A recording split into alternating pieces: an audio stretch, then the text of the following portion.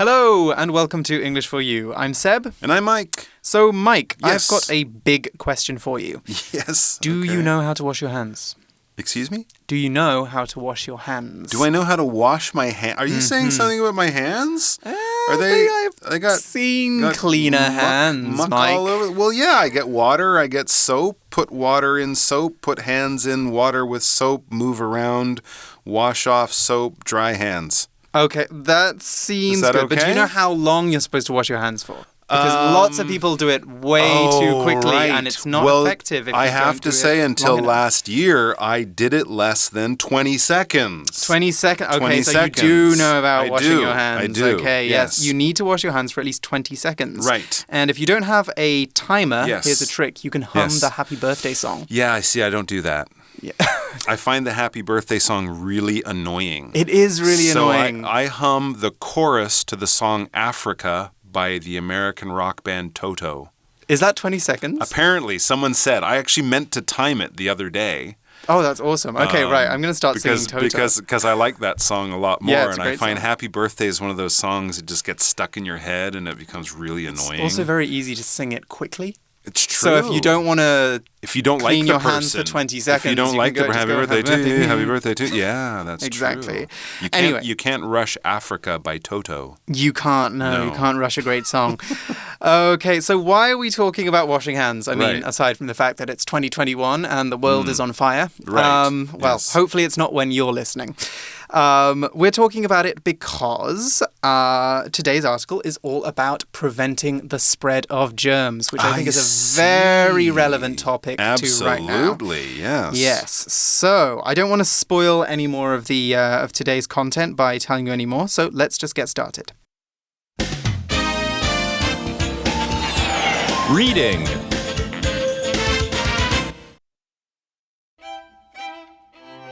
How one man discovered the importance of hand washing. We know we need to wash our hands to avoid spreading germs. However, in early 19th century Europe, people didn't know about germs, and so no one washed their hands. Ignaz Semmelweis, a Hungarian doctor, realized the importance of washing hands in 1847. There were 2 maternity wards in his hospital. One was staffed by doctors, and the other by midwives. Mothers frequently died from fevers in the ward that was run by the doctors. However, far fewer died in the midwife-run ward. Semmelweis noticed that the doctors often cut up dead bodies before they delivered babies. He believed harmful things on the doctors' hands were being passed to the mothers. So, he decided to introduce hand washing in the hospital. The number of mothers dying in the doctor-run ward soon dropped significantly. Other doctors rejected Semmelweis's discovery because it blamed them for deaths. Doctors only started to believe in hand washing in the 1870s, after Semmelweis's death. Although Semmelweis's hand washing theory now seems obvious, it continues to help save lives every day. All right, so yeah, let's wash our hands, stop spreading germs, and learn some English all at the same time. Sounds like a good deal. All right, so the article begins. We know we need to wash our hands to avoid spreading germs. You could change that to, we all know now we need to wash our hands to avoid spreading germs. If you didn't know that before, and you haven't been asleep for the last year and a half, you definitely know that you need to wash your hands to avoid spreading germs. Wearing a mask is great, but if then you touch your nose or your eyes with your dirty hands with germs all over them, you will still spread germs. And of course, we could also change that to you need to wash your hands to avoid spreading diseases. Exactly, right? exactly. Because germs make diseases. Exactly. We'll get to the connection between germs and diseases in a minute. But first, let's look at our first vocab word, spread. Now, spread is a verb, and when you spread something, you make it larger or you move it around an area so that it affects more things or people. So here we're talking about spreading germs, or specifically spreading diseases. So since last year, we've been talking about spreading the COVID-19 virus. When people people get COVID, they carry it around on their bodies and their hands. And when they cough, 咳嗽, some of the virus, 病毒, comes out of their bodies and makes other people sick. So that's called spreading COVID-19. But spread can be used in lots of other ways too. You can spread ideas. If you share ideas with other people and they know about it, then you're spreading ideas. Spread news. You can spread butter on a piece of toast. Ooh, you can I like move that. butter. Yeah, that's much better kind of spreading. Definitely. You move butter around the toast so it's covered in butter. That's also spreading. So let's look at an example sentence. When little Timmy went to school with the flu, he spread it to all his classmates. Oh, Timmy, you should have washed your hands. You should have washed your hands and stayed home. Exactly. So Timmy, when he went to school and he spread the flu, he was spreading germs. Now, a germ is a tiny little living thing that causes diseases. We often use the word germ to talk about bacteria. You can't see bacteria because they are very, very small, but basically they're kind of these small blobbish living things that are inside your body, outside your body, they're everywhere, and some of them can make you very, very sick. So you have millions of bacteria in your body right now, but they're good bacteria. Some of them, yeah. When you fall over and your hand goes on the ground and lots of dirt gets on it, there's lots of bad bacteria in that dirt that's going to get on your hands and that's going to make you sick if you don't wash your hands. Right. So basically, what we're talking about here is getting these bad germs, we call these bad bacteria germs, on your hands and spreading them around. Absolutely. And of course, when we cough, we also might be spreading germs through the air, which is why we wear masks. And that's another reason to wash your hands. Okay, so we all know this. We all know that it's important to wash our hands, use proper soap, do it for 20 seconds, use hot water. Sing, Toto. Sing songs to yourself, do all that, wear masks and everything like that. However, as the article continues, in early 19th century Europe, people didn't know about germs, and so no one washed their hands. Right. They actually called it germ theory, I think, was the idea that you can get diseases and spread them around by touching things, by coughing, by sneezing. Exactly. So who discovered this, or who kind of brought us forward with this theory? Well, germ theory, I think that was like Louis Pasteur, and that was a little bit later. But there were people who noticed that, dirty hands lead to sick people. Even if they didn't know exactly how that all worked, they noticed that there was a connection there. And one of the first people, and the people we look at in our article, is this guy named, with a wonderful name, Ignaz Semmelweis. Semmelweis, yes. I was going to say Semmelweis. I'm glad you got there first. Semmelweis, probably Ignaz German, yeah. Semmelweis, a Hungarian doctor, realized the importance of washing hands in 1847. Okay, so this is quite recent, actually, if you think about it, because germs are something that we all know about now. So how did he find out about this? Well, he was a doctor, as they say, and he apparently worked around the pregnant ladies, because we read there were 2 maternity wards in his hospital. So, like a doctor, he worked in a hospital, and like hospitals today, pregnant ladies would go there when they were getting ready to have babies. And if you go to a hospital back then or a hospital now, you will find the pregnant ladies and the babies in the maternity ward, because maternity is a fancy medical word that we use to talk about pregnant ladies and babies and giving birth and being pregnant and all of that kind of stuff. We use this for stuff in the hospital. You might also talk about maternity clothing, the different types of clothes. Not clothing that you or I would wear. Not clothing you or I, no, not normally. But clothes that pregnant ladies would wear, extra large clothes because of the big bump that they're carrying around with them. So maternity health, maternity dieting, maternity, all sorts of stuff like that. You might talk about anything to do with pregnancy, being pregnant, having babies, anything like that. Maternity is a good adjective to use. And ward is a good noun to use when talking about the different areas in a hospital. Hospitals are often divided up into wards, especially where the patients are sleeping, and they will often divide the sleeping areas in a hospital into wards, and in each ward you will have people with the similar health problem. Okay, so the cardiac ward is where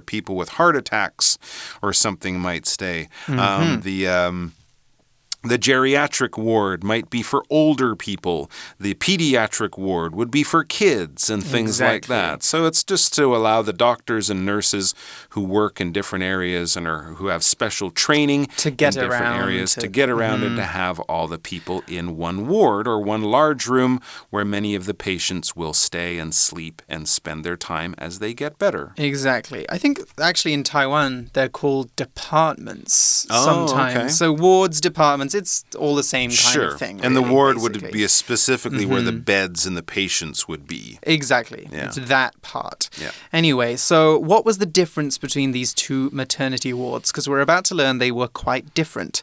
Well, one was staffed by doctors and the other by midwives. Now, that's not the only difference. There's another difference too. But first, let's talk about this word staff. Staffing. Yeah. What's staffing? Well, when we see staff as a noun, we think of workers, right? The workers in a place are the staff. A member of the staff is a worker in a company or in a place on a job. When we talk about staff as a verb, we talk about working as a member of the staff in a certain place, okay? So hotel will have staff, but the front desk of the hotel will always be staffed by someone, the front desk clerk or the concierge or some job title. But if you staff a position, if you staff a post or a location, you are there working in that place. You are the worker who is working in that place. So a company, to run efficiently, needs to have staff and staff all of the different positions. Put a worker in all the positions so that they can do the job properly. For example, the workers who staff the front desk at this hotel can all speak more than one language. Exactly. So these two wards, they were staffed differently. One by doctors and the other by midwives. Now, a midwife is a special kind of health worker who looks after women during pregnancy and during and immediately after birth. So one important job midwives do is they help deliver babies, 送孩子. So it's kind of like a nurse, but a nurse who specializes only in pregnant ladies and maternity issues, things like that. Now, they noticed something. It says mothers frequently died from fevers in the ward that was run by the doctors. Interesting. Okay. So pregnant ladies who would come in, have their baby, give birth to their baby, but then they would get sick and they would frequently or often die from fevers in the ward or in the part of the hospital where the doctors would be helping the mothers. And this is very surprising because at that time in history, I think all midwives were women and they didn't get as much medical training as doctors did, who were all men. So this is surprising. Why was the place where the more trained people were having more deaths? Men are dirty. Exactly. That could be one reason. We're going to read on and find out. Mothers were frequently dying there. Now, frequently is an adverb and it means very often. So most people frequently use public transport like buses and trains. You probably also frequently eat rice, bread, noodles. You eat those things a lot, okay? So these are things that happen a lot or things that you do a lot. Frequently is very similar to another adverb, regularly, which also means often. When you regularly do something, you do it a lot. However, you can also use regularly to mean you do something every day, week, or month, or year. We don't really use frequently to mean every day, week, or month. So they weren't dying every Wednesday. They were just dying very often. More often, yeah. Here's one more example sentence for frequently. I love reading, and I frequently borrow books from the local library. Oh, okay. So you might go there 2 or 3 times a month. Exactly. All right. So, in the ward staffed by doctors, many of the mothers would die from fever. And then the article says, however, far fewer died in the midwife-run ward. So many less, much smaller number of mothers would get sick from fevers and die in the ward that was midwife-run or staffed by the midwives, we could say. So if you're in the ward with the midwives, with the ladies helping you give birth, you had a much better chance of leaving the hospital healthy.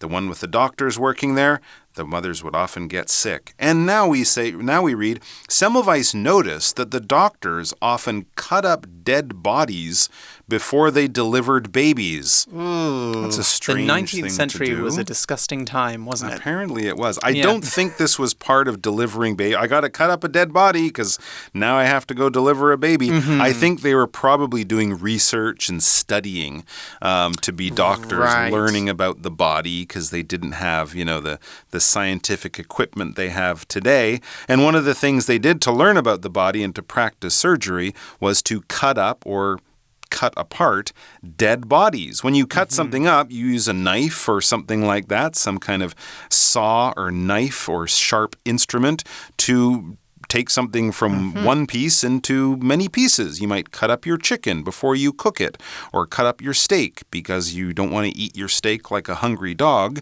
You want to eat your steak like a polite person with a knife and fork. So you have to cut up the steak. Exactly. So, I was kind of shocked when I read this the first time because I wondered, why are they cutting up bodies? I think but it you was were probably right. in an anatomy class. It was. I think what they were doing was performing autopsies. Yes. Now, there you go. Exactly. An autopsy is basically a practice where you cut up a dead body to find out more about the way the body works. Right. So some people, they say, when I die, scientists can use my body to do research. Oh, yeah, sure. Because I'm going to be dead. I'm not going to be using it anymore. Right. So they can find out how my body worked, and maybe they can find new cures for diseases. Right. Maybe they can find new ways of practicing medicine. Yeah. So these weren't evil, crazy doctors. No. They were just doing research, practicing medicine, or just improving. teaching younger doctors too.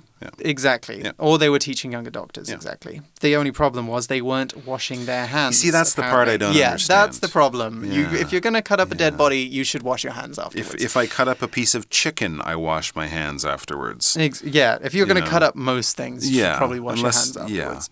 Good anyway, idea. He believed, so this is Semmelweis, he believed harmful things on the doctor's hands were being passed to the mothers. And he was right. Exactly. So he decided to introduce hand washing in the hospital. He's like, I got a great idea. These dead bodies are making these live mothers sick. Let's use soap. That was his big idea. There we go. Yeah.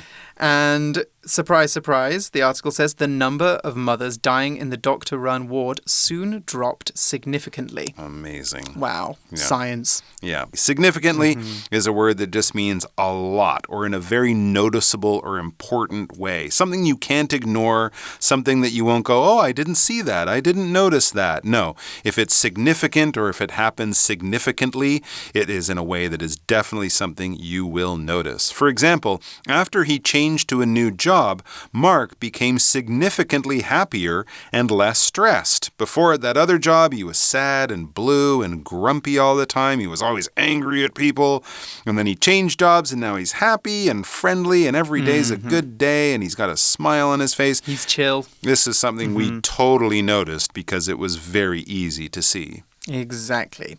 So, was everybody happy about this idea? Sure. Well, not quite. Why? So, other doctors, the article says, other doctors rejected Semmelweis's discovery because it blamed them for deaths. Oh, I feel like whenever there's a good idea in history, there's always someone who's like, oh, well, it's not my fault. Really? I don't like change. We should just carry on cutting up the dead bodies and not washing our hands. So they didn't argue with him and say, hey, you're not counting those mothers correctly. Your numbers are wrong. Your data is wrong. No. They just said, well, if that's true, we've been killing moms and we don't like that idea, so it can't be true. Exactly. Really? They were like, I don't want my feelings feel hurt. These guys are supposed to be scientists. I feel sad, so I shouldn't have to wash my hands. That's right. It wasn't my fault, so it's not true. Exactly. Okay, so because of this, they rejected his discovery. Now, when we reject something, we say no to it. So the article says that other doctors rejected Semmelweis's discovery. This means that they didn't believe him and they thought his logic was wrong. If they believed him, though, we would say that they accepted his discovery. Accept is the opposite of reject. It means agree with or believe. Here's an example sentence for reject. Fiona's boss rejected her request to pay for a pay rise because she had been late to work almost every day. Oh, well. Yeah, that's a fair thing. If you're never going to be in work on time, I don't think you normally get a pay rise. That's right. Yeah. She wanted more money and the boss said no. Exactly. All right, so these doctors, they rejected Semmelweis's discovery that washing hands leads to healthier patients because that discovery blamed the doctors and their dirty hands for the deaths of all these mothers. And of course, people would be upset and sad and angry about that if they found out that the doctors could have saved their lives by washing their hands. They didn't want to be blamed for that. To blame is basically to point your finger at someone or to say that person did something wrong, and when something bad happened, it was their fault. It's because of what they did wrong that something bad happened. When you do something wrong and you say, I'm sorry, it was my fault, I was really silly, please don't be angry with me, it'll never happen again, you are accepting the blame. And if someone doesn't accept it and I say, no, you did it, look, because of what you did or didn't do, something bad happened, I am blaming that person. I am showing that they have responsibility for some bad thing that happened. For example, don't blame me for your bad grades. It's you who didn't study well enough. So, in other words, you should blame yourself. You are the one who caused the problem. All right, so the doctors, we read doctors only. So this is much later on, not the doctors in that hospital at the time, but later on, doctors only started to believe in hand washing in the 1870s after Semmelweis's death. So it took them many, many more years, and I guess more science, more research, and probably more dead patients before they finally said, okay, yeah, maybe this whole clean hands thing is not a bad idea. Jeez. Yeah.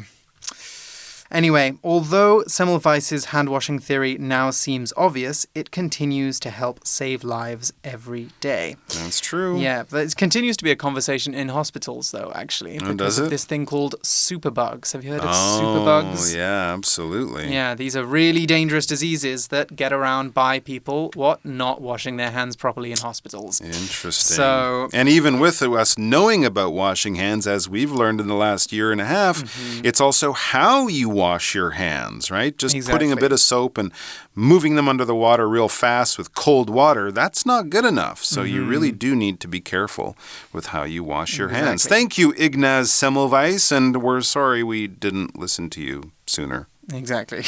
I'm sure a lot of mothers are. Sorry about that. Anyway, let's move on now and check out our For You Chat question. For You Chat. Okay, so our For You Chat question for today is, in the past, many doctors refused to accept new ideas. Why do you think this was? Men. Men. You know, men are behind a lot of the world's problems. Well, I mean, possibly, but I think it's also just educated people. People with a lot of education who've been to school and studied and passed all the tests and have important jobs. When someone who's not in that group, or even anyone in that group, comes along and says, hey guys, I think you're all wrong about this. It's a very common thing for people to go, no, we're not wrong. We're all smart. We all went to the same school. We all, hang out together and play golf together. And we're a gang and we're great. And so you should be quiet. I think you touched on something very good there as well when you said they all went to the same school. If everybody's learning to study medicine in the same way, then maybe they always look at the same problems from the same direction, and so they don't consider other possibilities. Right, and everyone around them says, oh, you're so smart, and thank you, you guys are helping us in so many ways. So, when they start to make mistakes, it's hard for them maybe to accept they're making mistakes because they are so smart, and they are so great, and they have helped so many people. But it doesn't mean that they're perfect all the time. Exactly, no. Unfortunately, everybody is only human. So That's true. We do make mistakes. And we do have blind spots, things that we just don't notice that other people might be better at seeing than we are. Exactly. All right, you guys can continue that discussion now. There's probably other reasons that you can go into. And we will join you soon for some more great articles. For English for You, I'm Seb. I'm Mike. And we'll see you soon. Bye. Wash your hands. Vocabulary Review. Spread. Fear spread across the room as we heard wolves crying outside. Staff. The school is staffed by teachers who have many years of experience. frequently. My trip to London wasn't much fun because it rained frequently while I was there. Significantly. The temperature has risen significantly. It's a lot hotter than it was last week.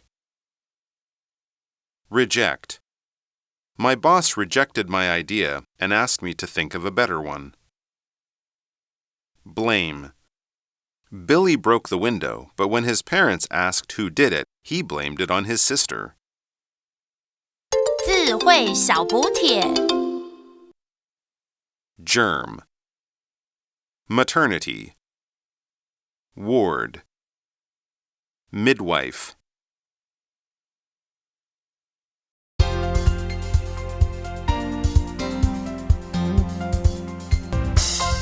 以上节目是由活用空中美语制作，活用空中美语杂志，请洽询全国各大书店。